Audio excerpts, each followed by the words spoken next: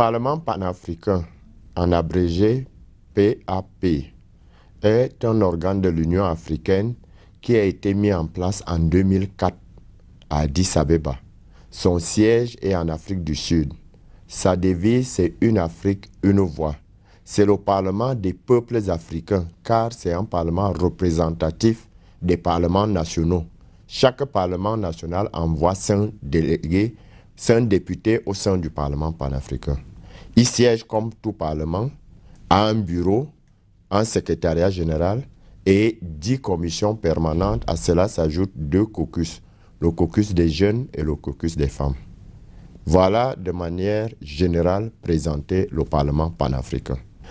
Les députés, en tant que délégués du Parlement panafricain, jouent un rôle très important auprès de leurs parlements nationaux, auprès de leurs pays respectifs, pour que les pays puissent ratifier le protocole de Malabo.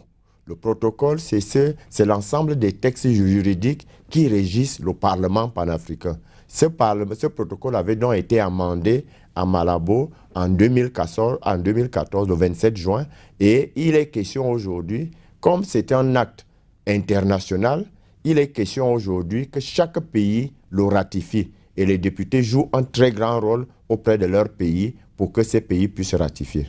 Les avantages de la ratification du protocole de Malabo, c'est que le Parlement panafricain deviendra un organe législatif doté de plein pouvoir. Il pourra donc légiférer sur l'ensemble des problèmes communs en Afrique, notamment, je pense, au terrorisme, au changement climatique, à la maladie. On n'aura plus des lois fragmentées par pays, mais nous pouvons avoir une loi continentale qui peut s'appliquer à l'ensemble des pays de l'Union africaine.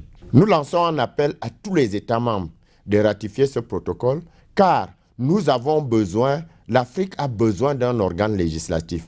L'architecture institutionnelle africaine aujourd'hui mise en place a besoin d'un organe législatif qui puisse légiférer en lieu et place des pays pris séparément, mais qui doit légiférer au niveau continental. Donc nous appelons tous les pays à ratifier. Mais également, le Parlement panafricain, en tant que l'organe de l'Union africaine, a été secoué par le traitement inhumain qui avait été infligé à son 3e vice-président lors de la COP 22 au Maroc.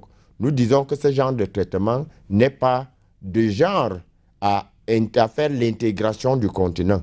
Nous devons s'accepter comme étant tous des Africains.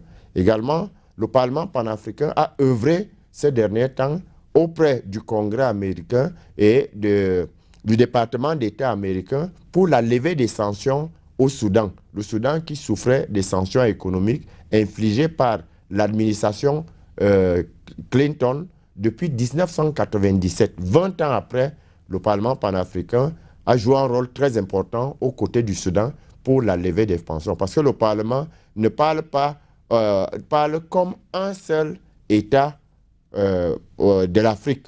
Et nous avons pris fait et cause pour cette situation qui était très très préjudiciable au Soudan. Nous pensons que si on renforce les pouvoirs du Parlement, nous allons légiférer, nous allons régler les problèmes de l'Afrique, non plus comme étant pays, mais en tant que continent.